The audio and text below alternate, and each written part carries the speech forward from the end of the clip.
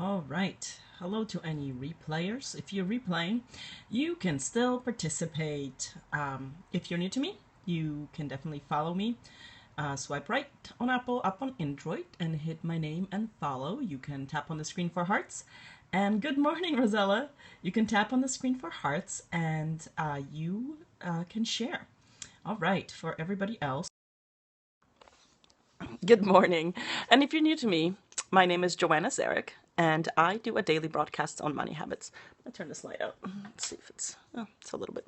Why do I do a daily broadcast? Well, what I'm trying to get people to do is develop better money habits, and habits are something that you do every day, and thus the idea of the daily broadcast. So I've been doing a daily broadcast at 10 a.m. Central for quite some time, and thank you for the hearts. And I am also adding broadcasts because as I think about it, Money Habits is really a quick broadcast where we talk about money. It's an opportunity for everybody to sort of think about money, ask any questions you may have or anything you're struggling with, and just to share just a bit of knowledge with you. The more you hear it, the more I hope you can believe it. And I also do a Money Matters broadcast at 5 p.m. on Tuesdays and Fridays. It's all Central Time. And I'm going to be adding money tools because one of the things that I want to do is I realize I want to give people the confidence and the ability to manage their own money. And so one of the things that I want to talk about today, and I usually talk about, Sunday, Saver Sunday, like make sure that you have a goal of why it is that you want to manage money, like have a vision for what money is going to get. What does managing your money get you? Right? Because I think that sometimes people don't think about it and say, what's it really buying, right? What's my money really buying? And one of the things, thank you. And thank you for the shout out for Twitter. Yes, follow me on Twitter. That's where I'll be sharing links to my Google spreadsheets. I don't have one right now. It's on cash flow. And it's still sort of the beta stages, but pretty soon I'm going to be developing other spreadsheets. And the goal of the spreadsheets is just to give you guys a tool where you're like, I'm really not sure. I'm not really sure what path to follow. I'm not really sure where my money's going.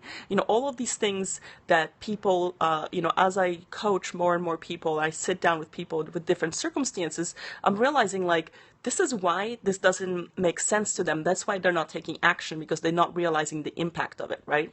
So I want more people to recognize the financial and the numerical impact of the decisions they're making. In their everyday financial life. So what is it, the topic that I want to cover today? So it's a little bit, this is a very, it's a trigger thing for me. I get very, no, I don't. This is the thing, this is why I'm doing it. Nope, ja nie говорю по-русски either. And so just English, little, Polish. So when one of the things that really, Joanna, it's in my broadcast or my handle. And so one of the things that really, and why I'm doing it, why I'm doing all this, because I looked into financial advisory, is that what I've come to recognize is that the entire financial industry is predicated on making you feel like you can't handle your money. And it pisses me off. Like, it really pisses me off. It angers me when people who are otherwise, I'm originally from Poland, I'm in the US, in Chicago. And when people are told or made to believe, people who are extremely smart, extremely successful, and good with all aspects of their life, and when it comes to finances, they're like, well, I'm not, hello from Russia. And they are told that you better not try. You better let me handle your money, and they don't understand the price that they're paying. And so I understand that sometimes you're busy, you have bigger things in life that you want to accomplish, and you want to hire some professionals. Fine. But you need to understand the price that you're paying. And I don't think enough people are paying attention. And by the way, there is either the legislature to try to pass like the transparencies of financial fees has been stuck in our Congress forever. Why? Because there's a lot of money at stake, and financial advisories don't want you to know how much money they're collecting from you. It's all buried. Whatever disclosure forms they have to put out are so complex that most people don't understand. So I'm having a conversation with someone who's in a really good financial space. So, like I talk about the big fives, like income, taxation, investments, big purchases, and risk. And so they're like really well set on income. But one of the things that we talked about is like how their financial advisor is kind of like saying, okay, well, you lost a lot more in the market last year than a lot of other people. And one of the things I'm like, you do realize that a lot of that is the fees that they're collecting. So what they're like, the bottom line for you when there are losses is even like lower because they take their cut no matter what, right? This isn't like financial advisory is not performance. It's not performance based. So it's just assets, like whatever assets you hand over, and they quote unquote manage it. And the if you listen to Warren Buffett, which is like if you don't listen to me, I'm just a person on the on the Periscope, but listen to people who are very smart with money and who've been doing money for their lifetime. So I take Warren Buffett. The dude is really smart, and he's been thinking about money for a long time.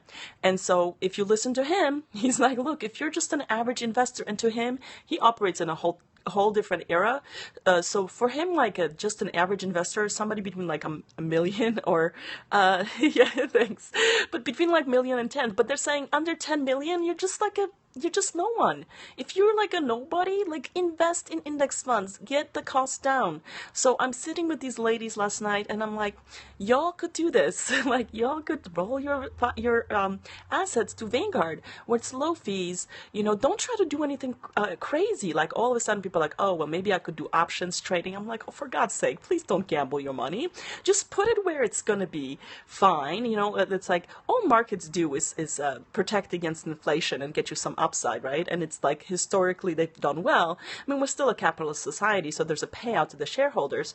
So you're diversified, think about, get a few funds. If it makes you feel better, get some bond funds that are lower yielding, and then start really thinking about the actual diversification away from the market and ask yourself, do I want to be a real estate holder, right? Do I want to be on a lending platform? Like one of the things that's come up in the last few years is peer-to-peer lending.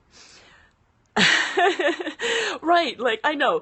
And so, well, Trump's a gambler, right? And he's whatever. But the thing is that when you have that much money, it's a game. It's not like you're trying to live off of it for the rest of your life. The dude started with like 100 million, right? So it's like, and you can, a lot of people lose a lot of money, but they have the money to lose. You and I don't have the money to lose. So don't play in like, in some crazy games. What you do is you accumulate it, protect it from taxation, and manage your own investments. No, я не говорю по-русски. And so, нет. And so I have, and it's like, and then also like, understand when you go to advice on a financial move to someone, and when their vested interest is to sell you a product or a service, or just to get you buy into the system. So one of the things, I like real estate or mortgage brokers. And if you go to a real estate agent and say, should I buy a house? Yeah, so when are they gonna tell you to not buy a house? Most likely when you actually can't afford it, like if you can't qualify for a loan, they're like, well, for you, you're never gonna actually get me a commission. But for your average person with a salary, they're gonna be like, yes, I can get you a house and collect my 6%, right? So when the mission is commission, you question it, right? So when people are selling you financial products, one of the things that I'm just like, and these are, again, smart people who are very successful, who are my peers. And I'm like, that product is horrible. And they're like, oh, but no, I'm sorry, I don't speak Russian. Po polsku, but not Russian.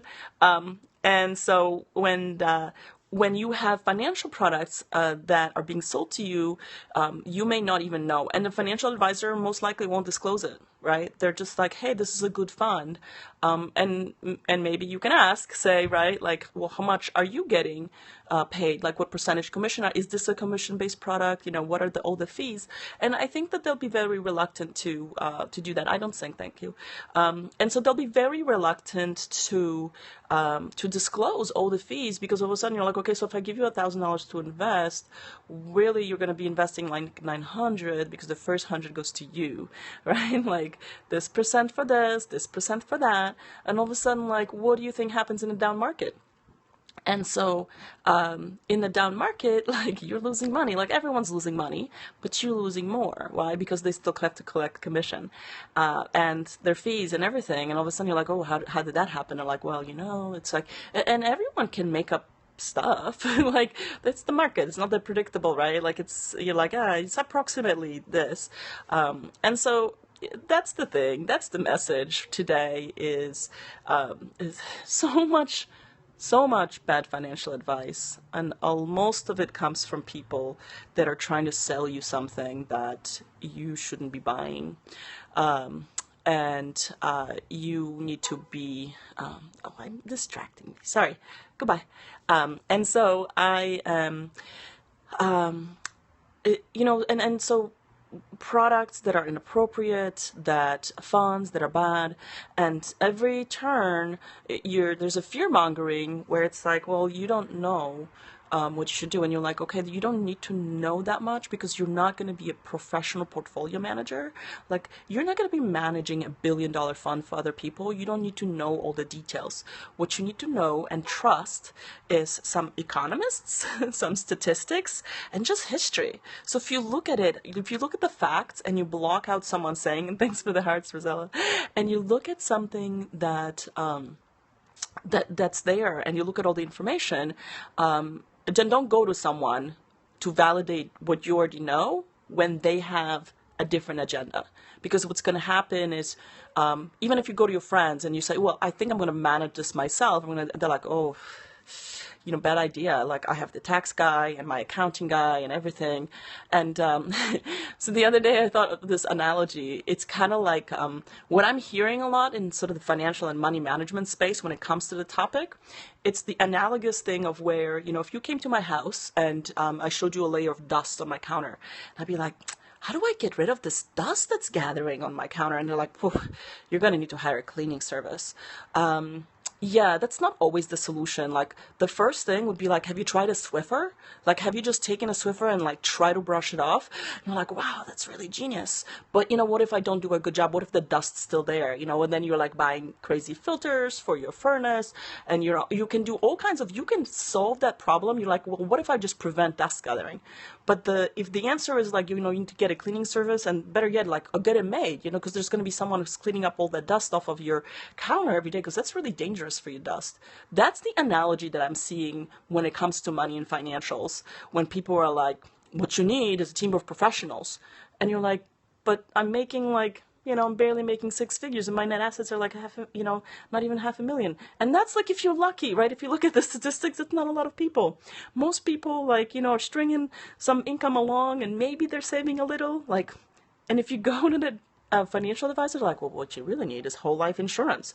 This is the best product for you because you're going to be protecting your assets for, the next legacy. And that's not, I'm like, are you kidding me? This is the last thing anyone needs. Actually, I was reading an article, and it was like 7 things that average people, and was great about, because they talked about whole life insurance at the end. And they were like, when you're extremely wealthy and you're trying to protect some of your assets from estate taxes, and so you have to see, when you're extremely wealthy and you're trying to protect your assets from taxes, you may want to get a whole life insurance policy. That's the only reason anyone should ever get one. But the number one reason people get it is because someone else is making commission on it. And that's what I really want you guys to start believing in yourself. Thank you for the hearts. Believe in yourself. Sort of block out the noise. Look at the facts. And understand and get permission from someone, from me, right? Like, to say, you can do this. And if you're like, I don't know where to start, I will point you to the 2 or 3 places where you start. I will say, look, this is what I've done. This is how I do it. So you can use me as an example, or say, like, do some research, like start listening. And so, that's why for investments, go to Vanguard, right? It's self-service, so it's not like you're going to get an advisor. They don't have offices. They don't have anybody selling you things. So you have to be the one making the decisions. I mean, you can call them. They'll help you through the setup, but you're going to be in charge. And so I said, that's what you do for investment. For taxes, TurboTax, right? That's the best software. And if you're still sort of starting up, a lot of it is free. Like a lot of it is free to just get started. And then if you're like, oh, I have to do it myself and pay the $30 submission fee, well, that's fine. You're paying for a great software product, the number one software product. So those are the things, and that's why, for managing your money, I save Mint, and that's free, right? So I recommend the things that I use, but I want you to take control over it. Because if you're just going to huddle down and say, I'm going to wait till I have enough money, and then like I'm going to find a financial advisor who's going to take care of it for me. No, they're not. They're going to take 2% off the top of whatever you have. They're going to sell you some shitty products, because that's what they are. They're shitty products. And then you're always like, I don't know, I invested all this money and never got me anywhere. The stock market sucks. The stock market doesn't suck. You just got taken for a ride. Sorry.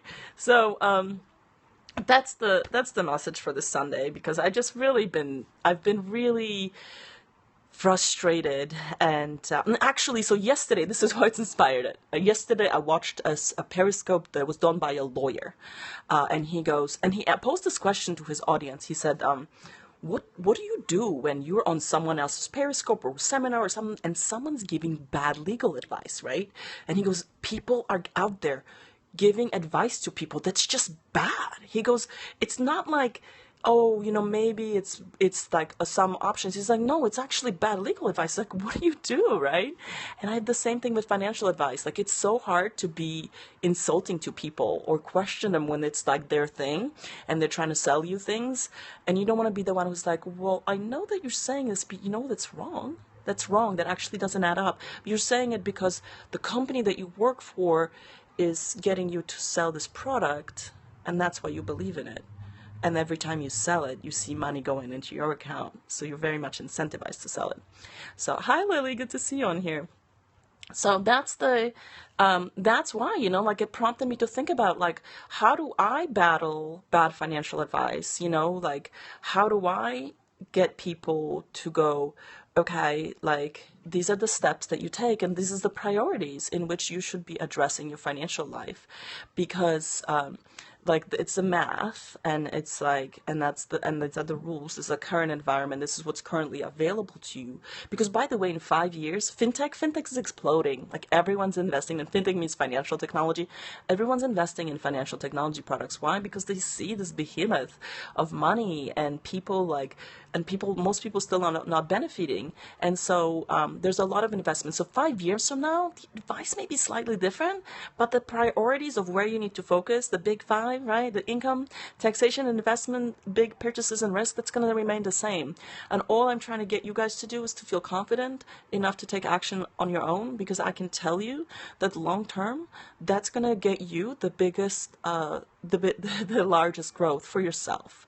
It's going to give you, even with some doubt, with like not being sure, you're like, I don't know, am I going to make mistakes? No matter what, like, unless you take real gambles, and every time, if you have a gambling proposition in front of you and you want to ask me about it, ask me. I will give you my honest opinion, and I will walk you through the math, and we can talk about it. So I'm always the sounding board for you guys to come in and say, like, what is that? And you can do it either on Periscope, you can ask me on Twitter, and better yet on Snapchat. I love Snapchat. Why? I've only started using a couple weeks ago, and I was like, oh, this is great potential. Because you can literally like hold your button. Hi, how are you? You can hold the button down on Snapchat and just ask a question. You said, I have this thing, what should I do? Right? And then someone can answer it, and you're like, okay, it's a lot of times it's a binary answer. Like a lot of the disclaimers, doing great this morning. A lot of the disclaimers are like, you can definitely ask career advice. Yeah, I'm happy to offer that. I'm probably not, again, I'm not always the most qualified, because there are other people who specialize in it. But go ahead and ask. Yeah, just wait till you have a chance to ask. So yeah, ask career advice. I always, the directionality of career advice. I'm nearly 40. I'm getting up in age. Yeah, so that's the other thing, like, because I'm older, I've actually had a lot of experience managing money. And I even say, when I started, like, a lot of products that are available today, were just not around, like financial products. A lot of laws change, right? I'm like, hey, when I opened an IRA, there wasn't a Roth component. So you couldn't make a choice between traditional and Roth. I didn't have exchange traded funds as an option versus just mutual funds. There aren't all the digital products that are currently available. So as we evolve, that's why I've said, Yes, it's it's not that bad. I live in a fairly quiet neighborhood of Chicago, so yeah. So I don't know, Gus, did you want to ask on the Periscope for the career advice? Because I'm happy to give you a career advice. Or did you want to? And yeah, feel free to ping me on Snapchat or Twitter if you want to just ask one on one. I'm happy to do that. I am. Like I'll give you my 2 cents. I don't know. Like sometimes I don't know specific things, and if it's too technical in terms of a career path bifurcation. No, I don't. And so I'm not that famous, and I'm not that important in the rap space. So that's it for today. Yeah. This is like, so use Twitter, and I think you can direct message me. I don't think that has a limit because, like, if you try to tweet at me, that's 140 characters. But yeah, just direct message me, and I'm happy to sort of guide you or tell you what I think. You're looking to start investing, but you don't know where to start, and you're 24. Well, first of all, make sure you don't have any credit card debt, right? Like if you have any credit card debt, please make sure you pay it off. Yes, I am. And that's the first thing, because before you start investing, you need to have the cash flow to start investing, which is you need to have an income, a difference between your income and your expenses. So once you covered your credit card debt and you now have extra money, you really need to look at tax deferred accounts. So I would recommend you open an IRA. If you're hired at a big employer and they have a 401k, open and max it out. Like that's your goal. That should be everyone's goal, not 3-4%. Max it out. Can you max it out? If you can't, that's where you're going to be pursuing it. So either 401k or IRA. If you're opening your own IRA, yes, I do, too. And then I would say open it with Vanguard. That's your lowest cost funds.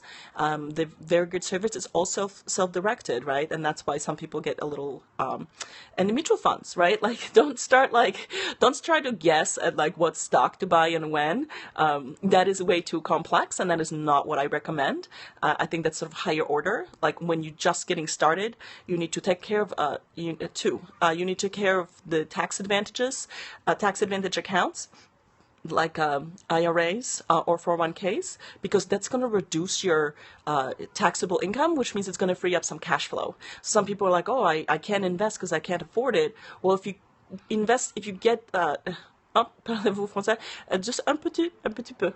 And so you would